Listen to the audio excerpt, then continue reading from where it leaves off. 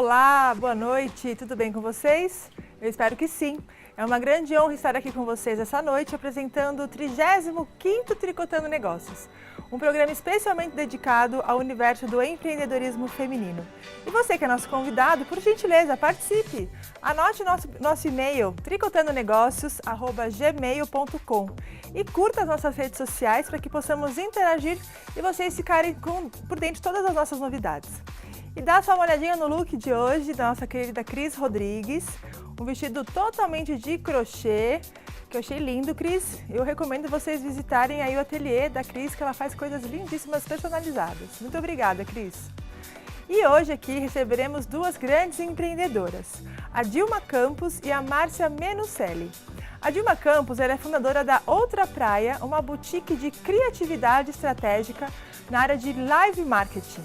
E a Márcia Menucelli é proprietária e diretora do Colégio Estágio, lá em São Bernardo do Campo. Vem comigo então que o Tricotando Negócio está começando e vamos ver a história dessas duas grandes empreendedoras.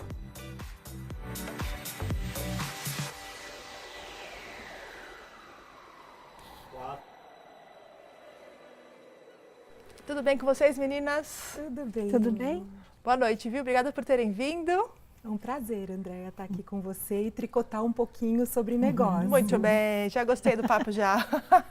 Obrigada, viu, Márcia? Muito bom estar aqui também, conversando sobre negócios femininos. É isso aí, esse é o intuito do nosso programa, muito bem. E, gente, antes de começar, eu quero dizer para vocês o seguinte, crescer profissionalmente não é uma tarefa fácil para ninguém. E com a Dilma Campos, aqui do meu lado, não foi diferente. Ela começou a carreira como atriz e bailarina, atuando nos palcos e na TV. O seu maior papel de destaque foi o programa Castelo Rá-Tim-Bum, lembra? Onde ela representou a Patativa, aquela passarinha que morava lá no galho da árvore e cantava diariamente. Passarinho, que som é esse? Ela vai falar depois melhor. E depois ela sentiu que estava na hora de deixar a carreira artística de lado para encarar novos desafios. Então ela mergulhou no universo do empreendedorismo e, ao arregaçar as mangas e criar a agência Outra Praia, boutique de criatividade estratégica na área de live marketing. Não sei se é live, se é live, ela vai contar pra gente também. Em 2016, ela tornou-se diretora do Comitê Woman Empowerment da Ampro. E ela é o Winning Woman 2016 da Ernst Young, muito legal. E hoje é presidente do Comitê de Relações Humanas da Ampro.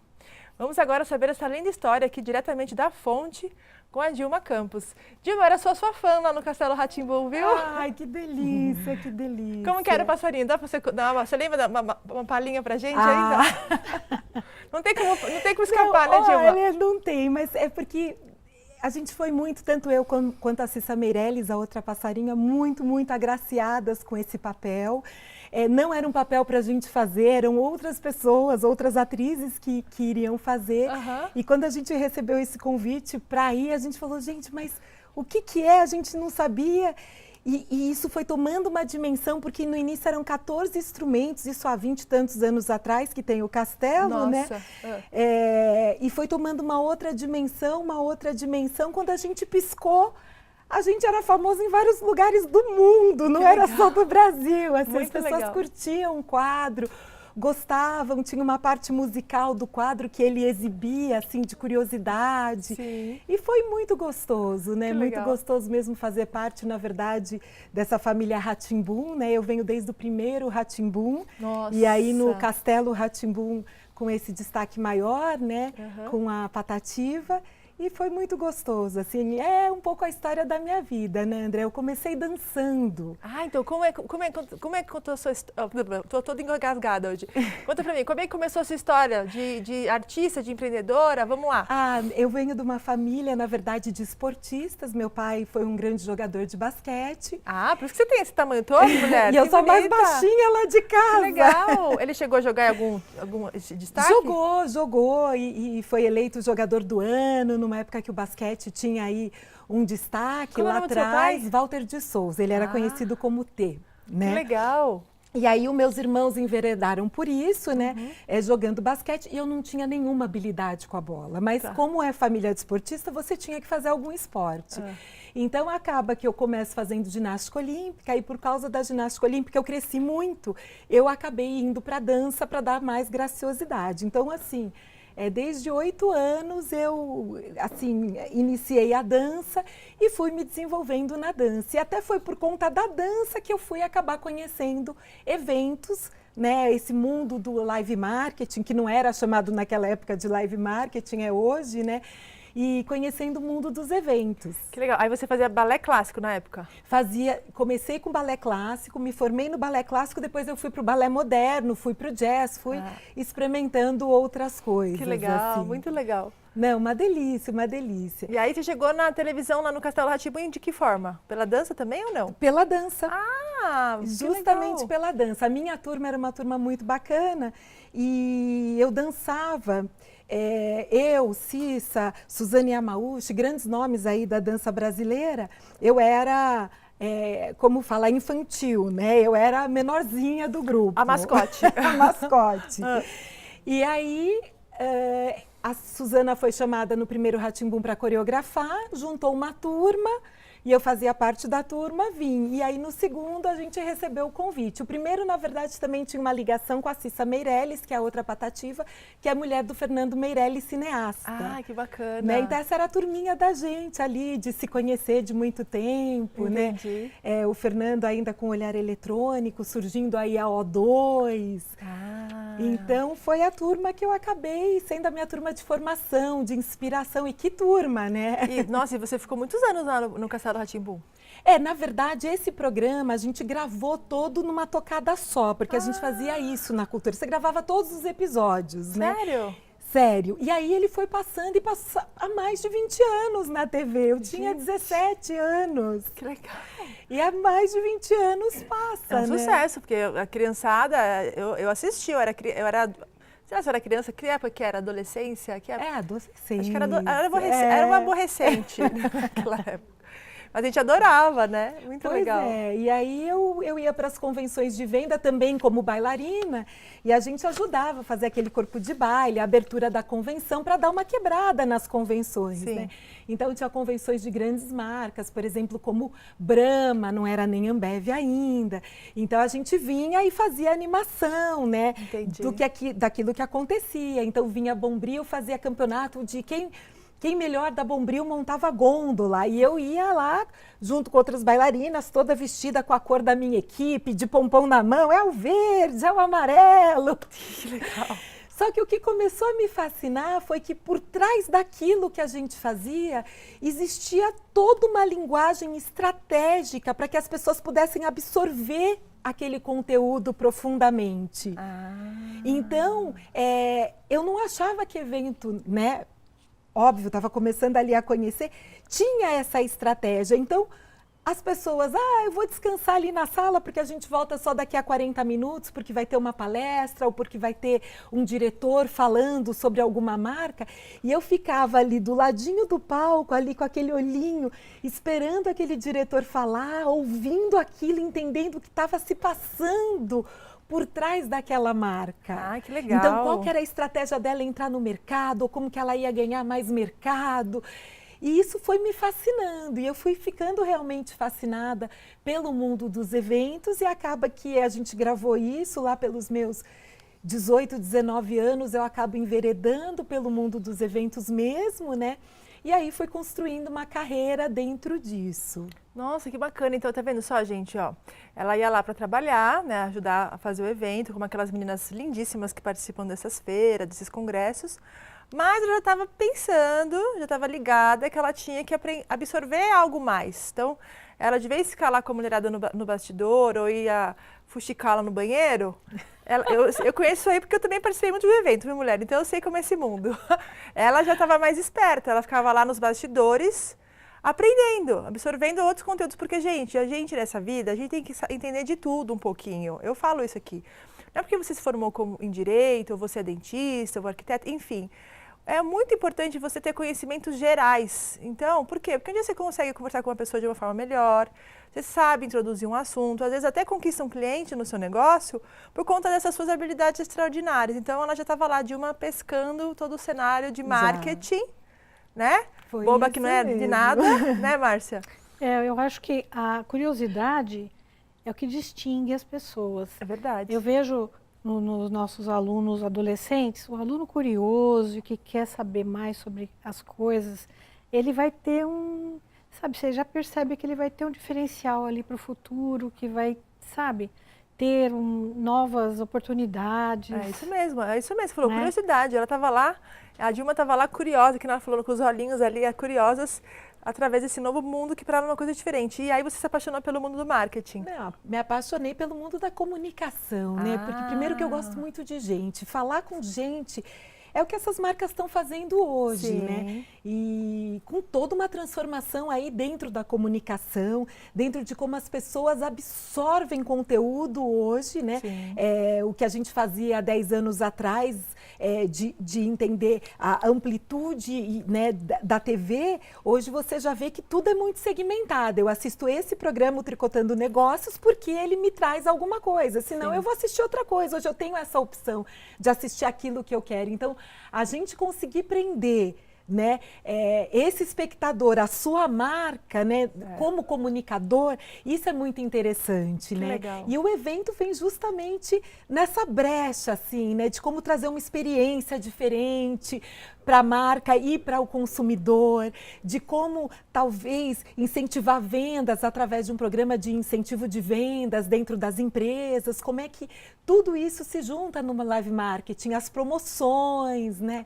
Então, hoje a gente já vê um caminho ao contrário. Muitos eventos, né, acabam sendo ponto de partida até para aquilo que vai para a TV. Ah, olha lá, tá vendo só que interessante? Então é isso que... Então, gente, só para explicar, ela tá puxando esse caminho para o discurso dela, porque hoje em dia ela tem uma agência que faz justamente isso, que é esse live marketing, que é essa visão estratégica de marketing para realmente as empresas poderem comunicar, passar o recado que ela tem que passar do que a marca dela significa, que é a outra praia, é isso? Isso. Conta pra gente toda dessa outra praia aí. É uma outra praia, por que esse nome? Ah, então, na verdade, eu vim passando por grandes agências, né? E tive chance de trabalhar com grandes nomes, como Fernanda Bujanra, do Banco de Eventos, depois o Maurício Marques, que era da Jom, hoje está na Samba, também do grupo do Banco de Eventos. Trabalhei com Maurício Magalhães na Tudo, trabalhei com Nizango Anais, né, que estava na época na África, depois na N Ideias. E aí a gente foi picado, porque eu falo, empreender é você ser picado por um vírus. É verdade. Eu falo, não tem como, porque você passa a amar aquilo e não de tem uma vacina forma também, tão... né? Não tem, não dá para evitar, vacina. não dá para evitar. Não tem vacina. E na época a gente começou a trabalhar com a Endeavor, né, fomentadora de empreendedorismo no Brasil. E aí eles davam uma lista do que o empreendedor tinha que ter, né? Ai, tem que ter isso, tem que ter aquilo outro. E eu olhava e falava assim, gente, eu tenho tudo isso. Eu tenho tudo isso. Eu quero empreender, eu quero ter o meu negócio. E aí surgiu a ideia de ter o meu outro negócio. Outra praia, na verdade, surgiu porque a primeira microempresa que eu tive, o meu marido era sócio, se chamava Iman, que era um dos CDs do meu marido. Eu sou casada com um músico. Ah, que legal. E aí ele fez um CD chamado Outra Praia, que ele era muito conhecido como instrumentista e tinha canções, e as pessoas às vezes não sabiam que ele era o compositor daquelas canções. E aí, nessa história, meu marido é um passarinho, né? É um dos passarinhos. Olha, que deu é até casamento esse castelo. Você casou no Castelo Rá-Tim-Bum? Casei quase no Castelo Rá-Tim-Bum. Que legal! E aí, o que aconteceu foi isso. Ele tinha esse disco chamado Outra Praia. E eu falei assim, olha, pra gente fazer uma história, acho que a vida tem que ser feita de histórias. Eu realmente acredito nisso. As marcas têm que construir história e a vida tem que ser feita de história. E eu não podia voltar para trás, porque a primeira já tinha sido com ele, né? A segunda tinha que ser com ele e tinha que ser de um disco dele. Como ele tinha o disco Outra Praia, eu falei, nossa, esse nome é muito bom, porque eu quero fazer realmente uma outra praia. Eu não quero uma agência, eu quero uma boutique, que a gente consiga dar para os clientes um atendimento diferenciado, uma coisa que seja muito gostosa de fazer, né? Que a gente tenha muito prazer em trabalhar, né? Que legal! E aí foi por isso que surgiu a Outra Praia, essa boutique, né, de criatividade estratégica dentro da área do live marketing, porque eu sempre digo assim, Fazer evento é muito fácil, mas a hora que você pode inventar, né, o que você quiser. Mas quando você tem um tempo para aquele evento ser executado, um budget, né, um valor que o cliente dá para você disponível para aquilo, a estratégia tem que estar realmente alinhado, porque é o que eu falo, isso para mim é igual a resultado. Hoje não tem mais eu vou fazer uma festa, hoje eu estou fazendo um evento, uma experiência de marketing ou de marca, né? E o que eu estou dando para o cliente, o que eu estou voltando para você? Um resultado concreto daquilo que a gente está fazendo. Perfeito. Muito bom, mulher. Nossa, avião, viu? A passarinha que voou alto, minha filha. E a Dilma Campos trouxe algumas fotos também para mostrar sobre o dia a dia dela de empreendedora. Vamos dar uma olhadinha? De passarinha do Castelo Rá-Tim-Bum para dona de agência da outra praia. Olha, pois que legal. Foi um voo. Muito legal. Isso é lá no escritório. Esse é o logotipo? Esse é o logotipo. Na verdade, a gente futuramente quer ser conhecido só por esse guarda-sol aí, que faz várias coisas do live marketing bem colorido. Que legal. Né? Eu imaginei que fosse um guarda-sol mesmo. Legal. Então a gente fala, essa é a nossa praia, a nossa areia e o nosso guarda-sol ali. Bacana. Nessa praia. Tem mais fotinhos aí? Vamos ver.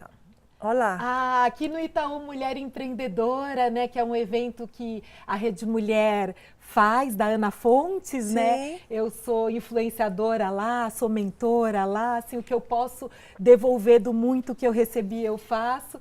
E essa foi uma palestra, assim, muito bacana, onde eu falo da minha vida, mostro foto da gente pequeno, mostro meus irmãos, da trajetória. Dessa trajetória toda. Que legal. E aqui foi ótimo. A Tieco, quando eu fui selecionada para o Women da Ernst Young, da UI, né? Que é um programa divisor de águas. Ó, as inscrições estão abertas agora até o dia 30 de março. Que legal. Mulheres empreendedoras, se inscrevam. É um programa que realmente...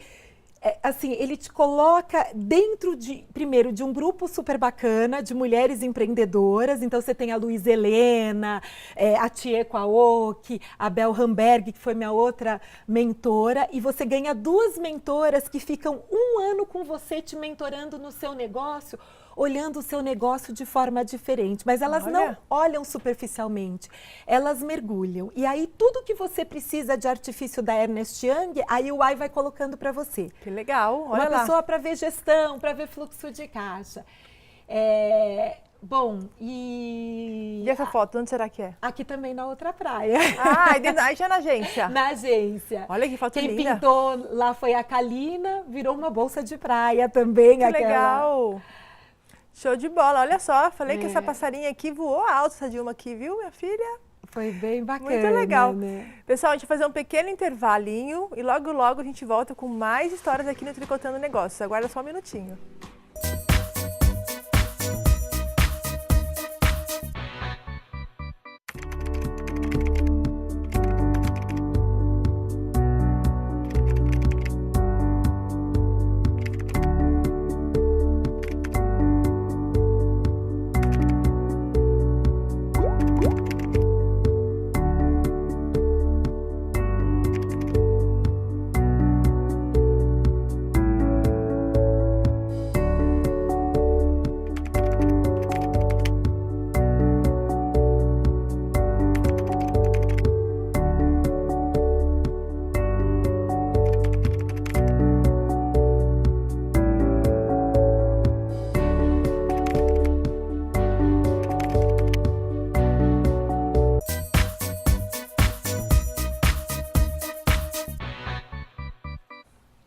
Estamos de volta e antes de começar nosso bate-papo com a nossa segunda convidada, eu trouxe aqui alguns dados interessantes. O universo das pequenas e microempresas possui forte participação feminina no Brasil. Para se ter uma ideia, o número de brasileiras donas de empresas, segundo pesquisas da Donos de Negócios, análise por gênero de 2015, elaborada pelo Sebrae com dados do IBGE de 2014, o número de mulheres cresceu 34% entre 2001 e 2014, enquanto o aumento dos homens nessa mesma situação foi de 14%. Olha só como a gente tem lugar de destaque. Em 2014, éramos 7,9 milhões de empresárias em atuação no mercado formal e informal. Desse total, 98% era formado por donos de micro e pequenas empresas. Tá vendo? Realmente, o crescimento da participação feminina no mercado de trabalho é uma realidade, tem sido forte no país e aqui no programa a gente sempre traz novas empreendedoras para falar sobre essas histórias. E aqui, não deixa de ter mais um case de sucesso. A nossa outra convidada é a Márcia Menucelli, ela que é formada em psicologia pela PUC e ela trabalhou por 8 anos com menores de idade em situação de vulnerabilidade, além de trabalhar em clínicas atendendo pacientes adolescentes. Mas depois dessas 2 experiências, a Márcia percebeu que não era aquilo de fato que ela queria. Então, em 1980, junto com uma sócia, elas abriram o estágio, que era berçário e recreação infantil naquela época, que foi se expandindo ao longo dos anos para a educação infantil, depois ensino fundamental e por último ensino médio. E atualmente o colégio conta com 700 alunos, 130 funcionários. E esse ano agora o estágio completa 38 anos, de muita história de sucesso. Nossa, que história bonita, Márcia! Bacaníssima, viu? Você que é psicóloga, né? Clinicava, mas mora que nem a Dilma disse aqui, o bichinho do empreendedorismo picou. Como eu falei, não tem vacina, não tem cura. Pois é. E você seguiu esse caminho, foi isso? Então, desde pequena, eu queria ajudar o mundo, sabe? Assim, uma coisa meio idealista, meio de você fazer as coisas mudarem, né? Ajudar as pessoas e a sociedade a melhorar os relacionamentos e a cidadania.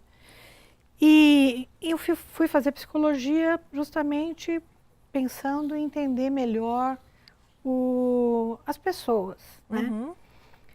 Mas esse atendimento individualizado que o psicólogo faz não estava me satisfazendo mais. Eu queria trabalhar com mais gente ao mesmo tempo.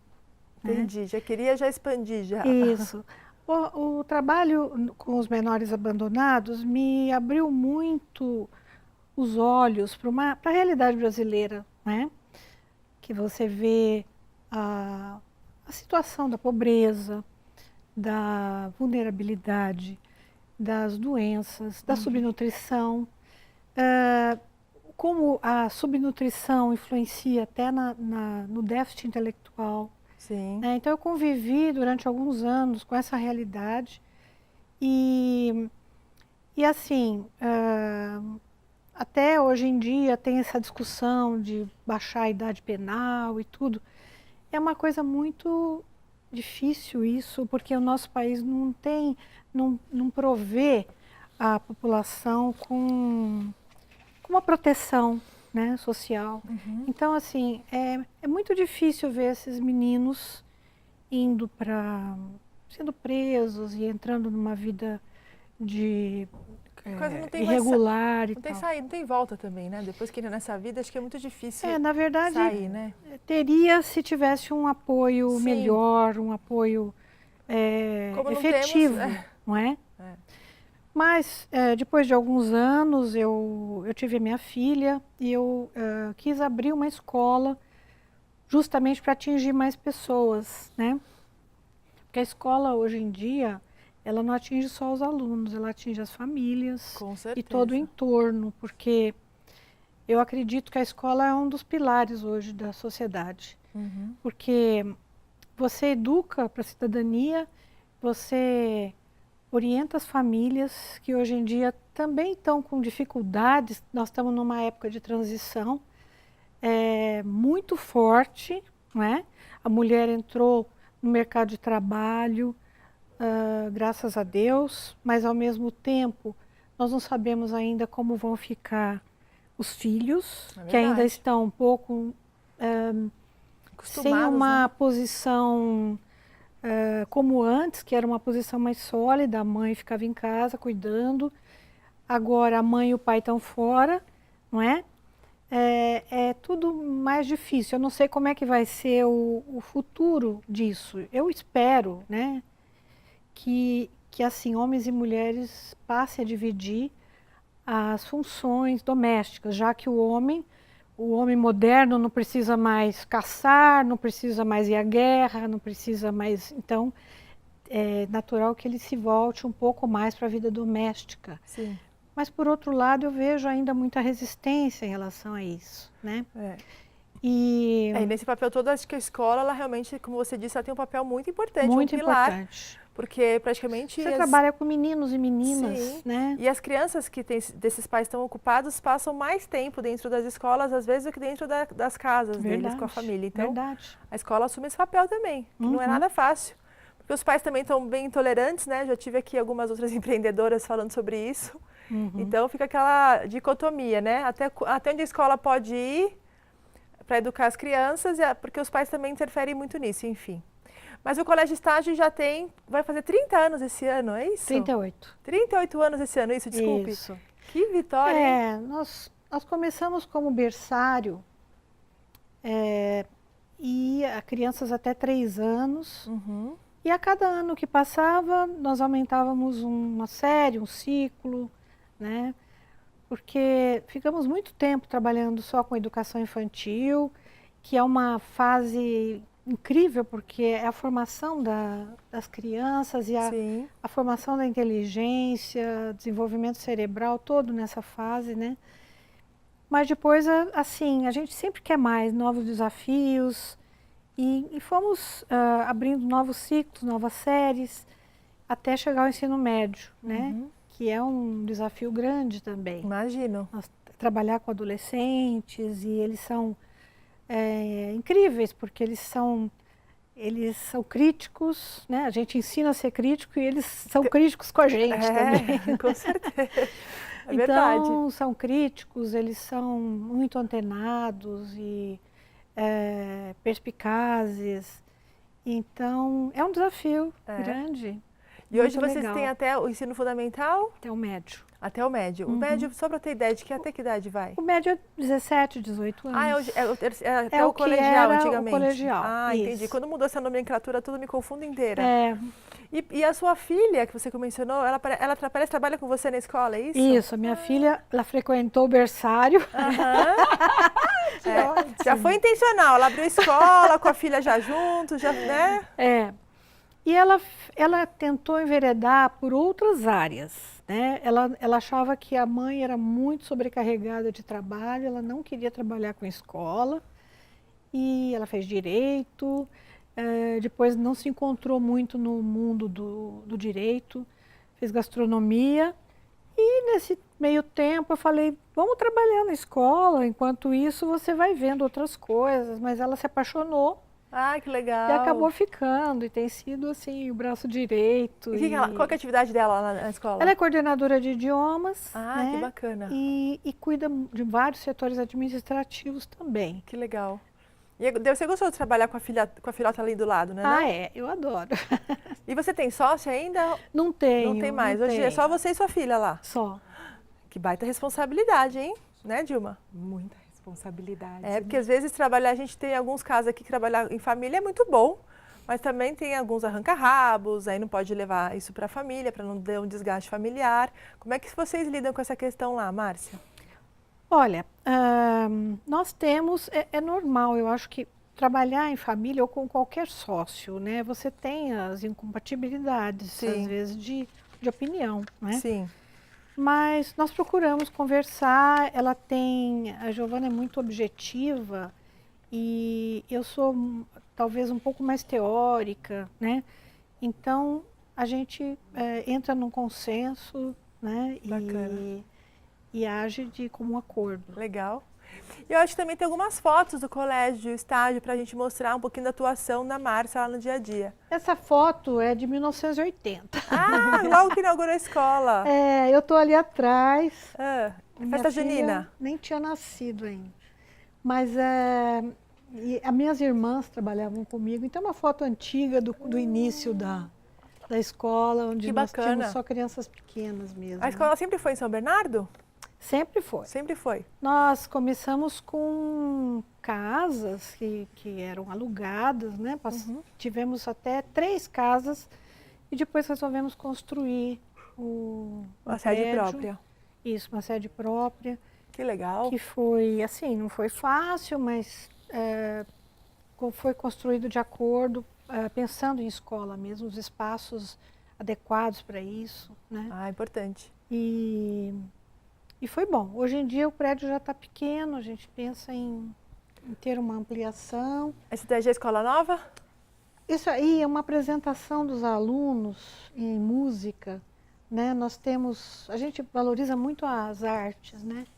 E nós temos todo o material ORF, que é uma metodologia de música, com vários tipos de xilofones, tem nomes os mais variados possíveis, Que legal. muitos instrumentos e os alunos tocam, a classe toda toca junto. Que E é muito bacana. bacana. Aqui é uma apresentação num shopping, né, que foi. Ah, tá, não é na escola. Não foi, foi num shopping. Legal.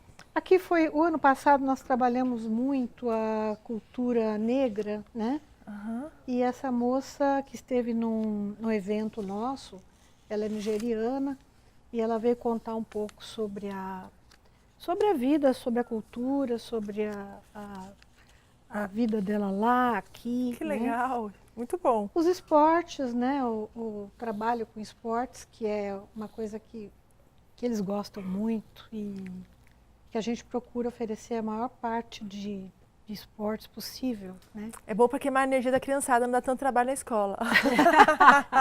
Na verdade, através do esporte eles aprendem muita coisa. Ah, disciplina, Aprendem sim. ética, Sim, disciplina. com certeza. Né?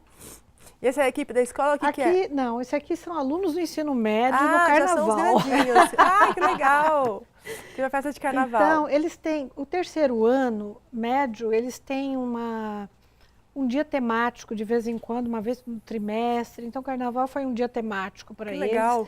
Que eles precisam, assim, é muito estudo, é um esforço grande que eles Sim. têm. Então, a gente promove uns eventos para eles descontraírem um pouco, né? Relaxarem. Bacana. E essa é a família? Essa é a minha família, que aqui foi a festa de 35 anos da escola. Essa é a filhota? A Giovana e meu marido. Ai, né? que filha bonita, hein? Eu sou suspeita pra Ah, falar. mas muito bonita, parabéns. O maridão também trabalha com você? Não, meu marido é médico. Ah, Ele outra me profissão. ajudou também no suporte financeiro durante um tempo. Lógico, né? importantíssimo. E foi bom. Aqui nós fazemos muitas viagens de estudo com os alunos, né? Aqui eles estão na Caverna do Petar, Cavernas do Petar. Nós acreditamos muito que o aluno aprenda melhor quando ele vivencia, né? Quando ele passa pelo processo, quando ele enxerga o que ele está estudando. Então, nada como viajar, cada série faz uma viagem diferente de acordo com o que eles estão estudando. Que legal. É muito gostoso. E acho que isso cria também uma unidade com o grupo, né?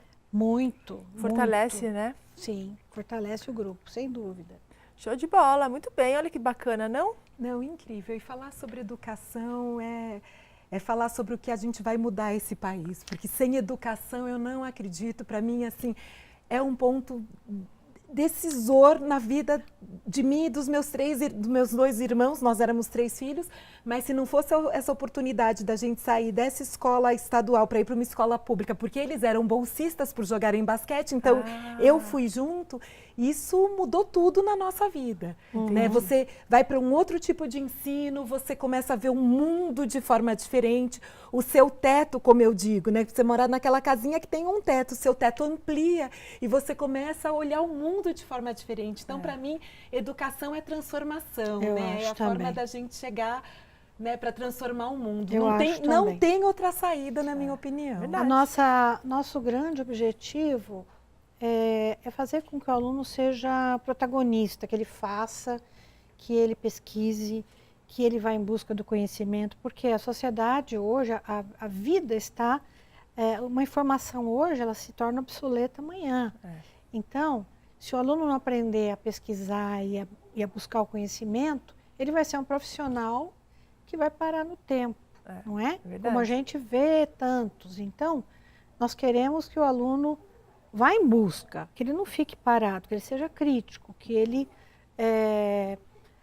pesquise, que ele busque conhecimento, né? Então, desde os pequenos, eles costumam já fazer pesquisa, a gente trabalha muito com projetos, onde eles têm que compilar as informações, apresentar para um público.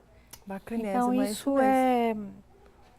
E também trabalhamos muito como é que está a sociedade hoje, o que nós precisamos mudar. Esse projeto do ano passado de cultura negra é um exemplo. Nós temos no Brasil mais de 50% de afrodescendentes e o Brasil age como se nós só tivéssemos pessoas brancas no país. É né? verdade. A gente vai até depois falar sobre isso um pouquinho também no próximo bloco. Aqui já que temos uma representante, aproveitando o gancho, né? Então a gente vai voltar a falar um pouquinho desse assunto também no próximo bloco aqui. Como é que é essa questão também para o empreendedorismo, se isso tem alguma dificuldade, se a Dilma já sofreu algum problema com relação a isso. Então aguarda só um minutinho, a gente volta daqui a pouquinho.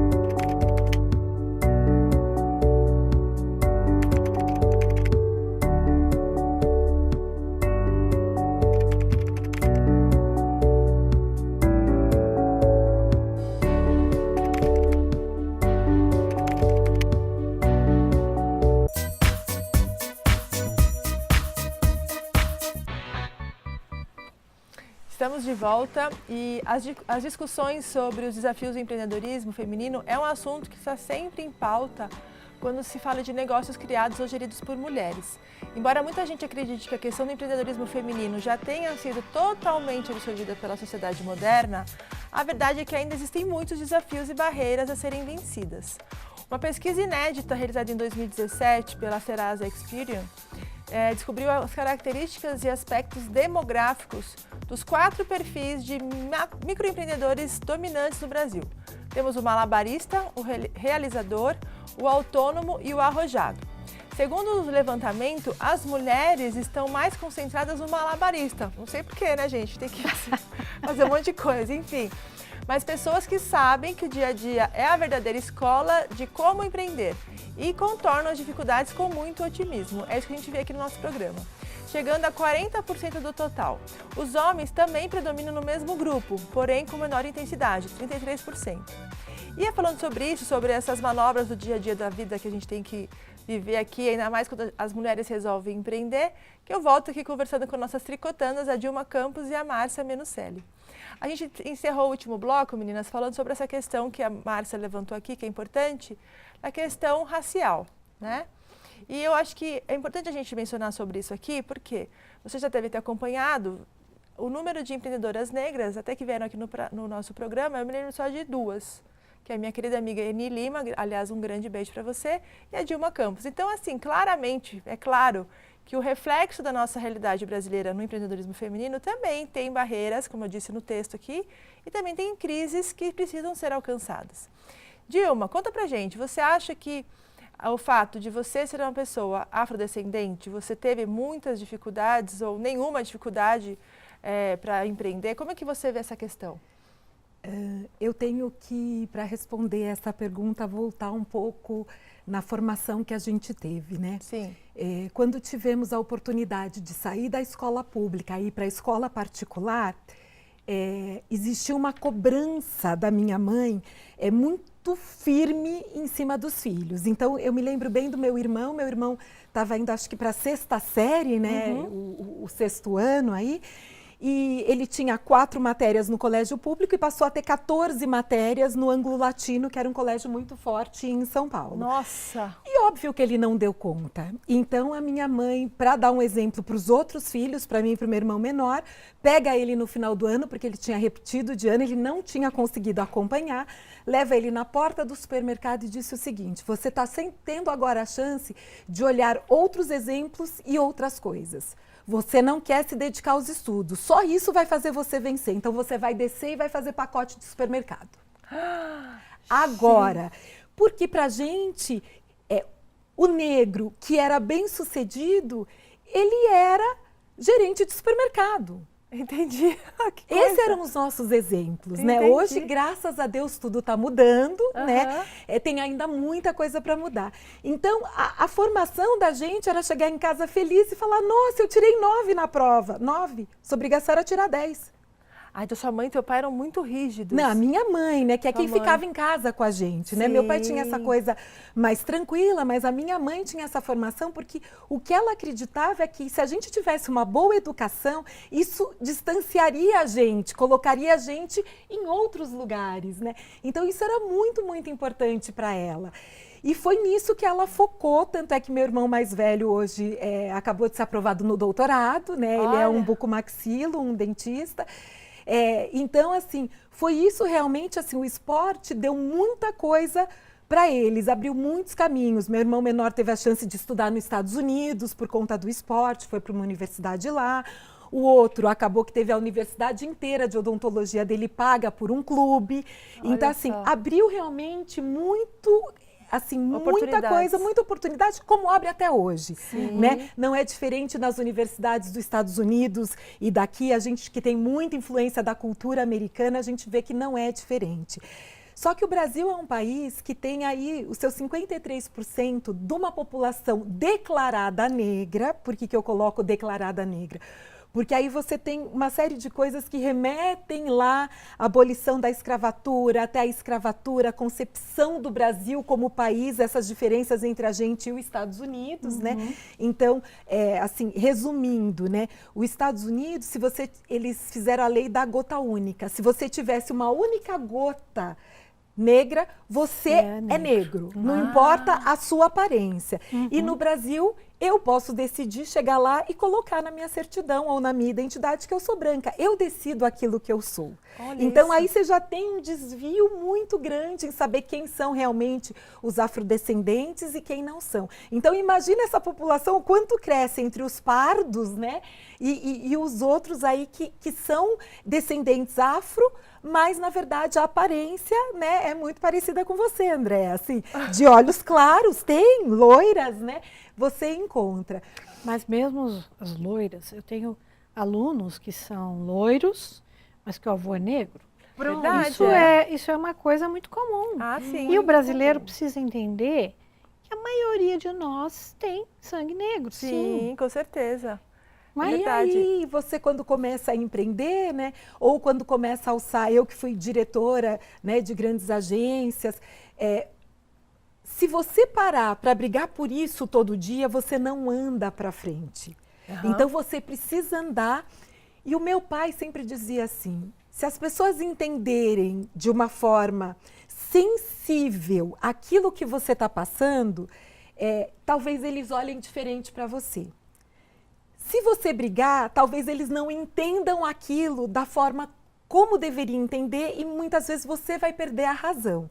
Então, a gente vai abordar sim, sempre abordou muito esses assuntos, mas o assunto abordado em casa desde a formação, por que a gente precisava estudar tanto? Porque nós éramos negros e para a gente sobreviver, a gente tinha que ser 5 vezes melhor que qualquer outra pessoa. Gente, naquilo que loucura. que a gente fosse fazer. Então, você já vai com um instinto que tudo que você tem que fazer tem que ser muito perfeito, muito bem feito. Você não pode estudar pouco. Você tem que saber exatamente aquilo que você está fazendo e aquilo que você está falando. Então, a gente já cresceu com isso, né? Que isso era o que iria diferenciar a gente. Então, você já vem com uma carga. E eu acho que eu me vi nessa situação, talvez quando eu escolhi e escutei um comentário dentro de uma grande empresa no Rio de Janeiro, junto com o presidente e toda a vice-presidência, e eu estava apresentando, eu não tinha ainda nem a minha empresa, né? Eu estava apresentando um projeto muito grande, e aí foi quando um diretor falou para mim assim, o vice-presidente, você não se incomoda com isso? Em ser a única negra a estar aqui, estar com o presidente dessa empresa e com outros vice-presidentes. E aí, naquele momento, eu falei, não, eu não me incomodo. O que me incomoda é não ter outras como eu, ou outros como eu, na sua cadeira de vice-presidente, para que a gente possa ter exemplos, né? Então, assim, meu pai foi um grande exemplo, que saiu do esporte, conseguiu, dentro da vida, atingir alguns pontos que dentro do nosso bairro muito pouca gente saiu. Verdade. Né? Dessa questão da marginalização, porque foi isso que aconteceu, né? Os negros foram marginalizados para viver à margem mesmo, né? Da sociedade. E aí você encontra isso todo dia. Mas assim, você encontra mesmo. Vou dar um exemplo aqui rapidinho, só para a gente falar sobre isso, né? Eu tenho um amigo que trabalha numa grande agência de publicidade. Eu falei, poxa, deixa eu ir aí mostrar minha empresa, outra praia, né? Tão gostoso. E ele é uma pessoa muito engraçada, então ele falou assim para a secretária, olha, quando chegar aí a presidente da outra praia, você já me liga, me avisa que eu quero fazer uma brincadeira com ela. E eu cheguei 15 minutos antes, né, da reunião, falei, olha, avisa que eu estou aqui. Bom, e passado mais 5 minutos, mais 10 minutos, mais 20 minutos, eu falei, você já avisou que eu vim? Daí ela falou, eu já avisei que você veio. E ele me liga, eu na recepção da empresa dele. Onde você tá, sua louca? Você esqueceu de mim? Eu falei, amigo, eu tô aqui há meia hora. Ele falou, mas ninguém me avisou. O que está acontecendo? Eu falei, mas eu perguntei, ela falou que avisou. E aí ele liga para ela e fala, oi, peraí, minha amiga tá aí sentada, eu falei que a presidente da outra praia, eu falei que era para você falar isso. E ela fala, não, chegou uma pessoa da outra praia, mas eu acho que ela tá esperando a presidente chegar. Não poderia ser eu, negra, a presidente da outra praia. Nossa, gente, que absurdo isso. Né? E aí ele falou, não, mas é claro que ela é a presidente, inclusive ela tem nome de presidente, pergunte o nome dela. Óbvio que meu nome é Dilma, já tinha aí um trocadilho que era a piada que ele queria fazer, mas no final, coitado. Gente, né? O preconceito, infelizmente, ele tá arraigado. Olha, que pena isso, viu? Mas eu fico muito feliz também, assim, por toda essa dificuldade que vocês têm, saber que você foi uma vitoriosa, com o teu esforço, com o esforço da tua família, que soube agarrar as oportunidades que a vida te deu, quer seja pelo esporte, quer seja por uma outra alternativa, mas vocês tiveram essa garra e foram em frente. E tem que estudar 5 vezes mais? Vamos estudar 5 vezes mais. E eu acho que é muito orgulho trazer você aqui e mostrar, assim, que tem presidente da outra praia negra aqui, e eu acho que tem um lugar de destaque para você. Então, eu fico muito feliz de você contar essa história pra gente. E essa a importância que a família tem em tudo que uma criança faz e almeja é muito importante. Quer dizer, a mãe dela era exigente com ela e com os irmãos. Isso fez toda uma diferença. Com certeza. Se você tem uma baixa autoestima e não almeja nada para as filhas mulheres, que isso é muito comum também. O que antigamente se almejava para as filhas mulheres? Um bom casamento, não é? Talvez um trabalho de meio período. Você vê mulheres mais velhas que faziam magistério porque podiam trabalhar meio período, 4 horas. Para cuidar dos filhos, voltavam né? para casa e tudo mais. Então, assim, a importância da família é muito grande. É verdade. Né? Tanto na questão racial como na questão feminina também. Não é? Porque eu lembro que meu pai falava assim, eu sonho para você o melhor. Eu quero ver você fazendo o melhor que você pode fazer. Né? Agora, se ele tivesse dito, eu espero que você tenha um bom casamento, talvez eu não fosse empreendedora, não é? Não sei. Essas coisas marcam muito. Com certeza, é verdade. Você tocou num ponto muito importante, né? As mulheres, elas realmente têm uma baixa estima. Assim, a partir do momento, elas vêm com uma autoestima até a adolescência, né? E ali a questão hormonal, tudo vai se transformando, né? Numa baixa estima. Então, eu que pego muito e dou muita palestra, né? Para mulheres empreendedoras aí, é o que a gente procura trabalhar, a gente pode ser o que a gente quiser.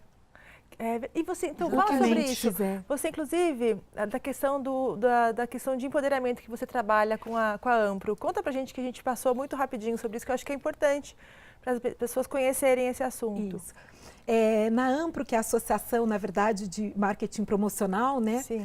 Que fala do segmento, o que aconteceu? Eu fui chamada para fazer parte pela Silvana Torres, que é uma outra mulher aí empreendedora, para fazer parte do Comitê de Empoderamento da Mulher. Então, nós criamos lá esse comitê e trabalhamos muito, inclusive formatamos com a Ana Fontes um curso na FGV de liderança e gestão para mulheres. Legal. Né? Para a gente entender os nossos pontos fracos, os nossos pontos fortes, o que a gente tem que equilibrar para ir para frente. E aí foi um trabalho que a gente desenvolveu na Ampro 2 anos, no biênio anterior, né? E ele foi tão bem aceito, assim, de abrir os olhos para essa diferença de homens e mulheres dentro dos cargos de liderança, porque tem muita mulher, como a mulher é fazedora, né, dentro de eventos, na parte operacional, tem muita mulher. Mas não tem mulher aonde? Na parte estratégica, na parte do pensamento, na parte de ser uma vice-presidente. E é aí que a gente quer que esse equilíbrio seja feito, né? Nos conselhos administrativos das grandes empresas, que a gente tenha, que eu acho que é a nossa grande briga do empoderamento da mulher. Sim. Mas você sabe que eu tenho pensado muito nisso. Na verdade, nós estamos numa fase, a mulher está numa fase de transição, não é? E nós estamos numa fase de questionamento sobre o que a gente quer. Por quê? Eu acho que a mulher pode até ser discriminada, não alcançar alguns postos importantes, mas precisa ver se todas querem. Porque a mulher é muito ligada à família, não é? Se oferecerem para uma mulher, você quer ser senadora, você vai batalhar por esse cargo, mas você vai ficar 4 dias em Brasília, será que todas vão querer ir? Mas algumas querem, e são isso. Essas que querem, tem que ir, tudo bem. Então, é aí que acontece. Mas muitas não querem, Ah, porque atualmente quem cuida da família é mais a mulher, ainda não é? Verdade, Mas é por isso que a gente tem que muito bater nessa questão do empoderamento, porque para as que querem, vamos dizer assim, tem né? que ter a chance, Pras que não querem, podem sim. sofrer a barreira de crescer. Exato. Sim, Né? sim. E para as que não querem, ok, vai fazer o que você quiser. E vão se né? realizar do mesmo jeito. Do mesmo jeito, Mas tem mas espaço para as pra que todo mundo. querem, Sim. elas precisam ter esse espaço para chegar lá. E esse curso Mas- existe ainda? Existe, esse ano a gente vai fazer de novo com a Ampro, um curso de gestão para mulheres, lá com a FGV. Legal. E aí o que aconteceu que foi para esse biênio, eu acabei recebendo o convite para formar um novo comitê dentro da Ampro. Né? Então nós acabamos com o Comitê de Empoderamento da Mulher, acabamos com o grupo de RH e fizemos um comitê de relações humanas, onde a gente já continua com o curso da FGV, da Faculdade Getúlio Vargas, junto com a Ana Fontes e com a Maria José Tonelli. E depois disso a gente vai ainda para outros cursos de gestão de liderança dentro do nosso segmento, o que a gente vai empoderar aí homens e mulheres, para a gente chegar aí no equilíbrio, que eu acho que o empoderamento, o final dele é isso, que a gente chegue num equilíbrio entre homens e mulheres, podendo ocupar qualquer cargo aí de direção. Olha, essas mulheres aqui falaram bonito hoje, viu, gente? Pena que o programa tá chegando no final, que senão eu ficava conversando a noite inteira da coisa duas Não, o aqui. tricô aqui, né? Ia Olha, longe. esse assunto de mulher, Não acaba, né, do Márcia? trabalho e tudo é uma coisa fascinante. verdade. Né? Não tem fim mesmo. Foi muito bom, viu, meninas, conversar com vocês aqui. E olha, a Dilma tá fugindo pela tangente aqui de imitar a passarinha. Ela pensa que eu esqueci no começo do programa. Eu acho que todo mundo tá querendo uma palhinha dela da passarinha aqui, ó. Vai, Dilma, solta a passarinha, vai. Gente, não tem mais. como. Mas a gente faz o biquinho do passarinho, né? Então vamos ver.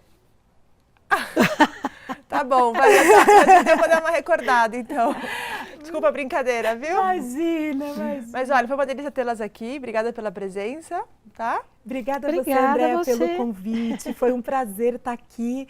E eu espero que a gente possa tricotar ainda mais. Sim, continua, minha filha.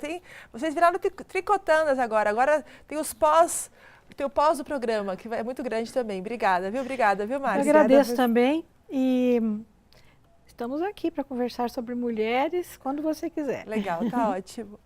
Bom, gente, antes de terminar o programa, eu quero agradecer mais uma vez ao Espaço Rosa Dourada aqui em Santo André, por disponibilizar a querida Roberta Hobbes e o Dárcio Ferreira, que foram os responsáveis pela minha maquiagem e o meu cabelo. Muito obrigada, viu, queridos?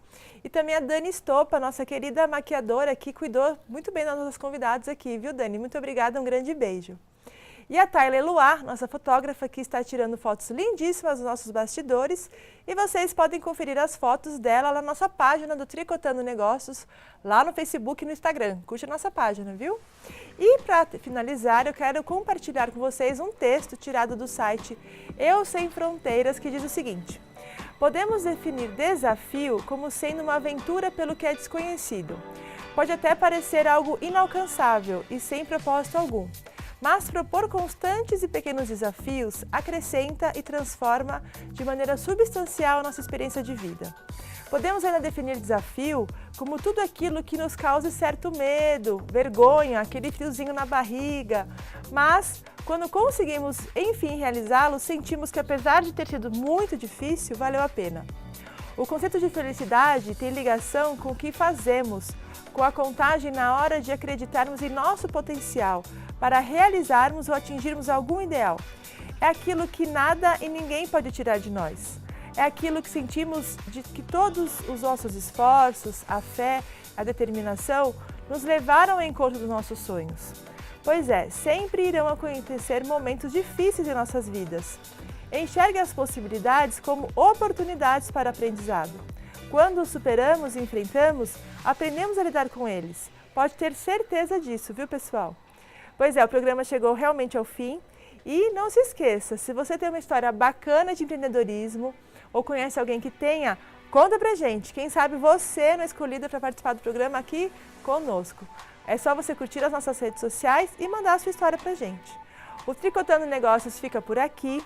Muito obrigada pela sua companhia, fiquem com Deus e quarta-feira que vem estaremos de volta com mais histórias inspiradoras e mais cases de sucesso no empreendedorismo feminino. Um beijo e até lá!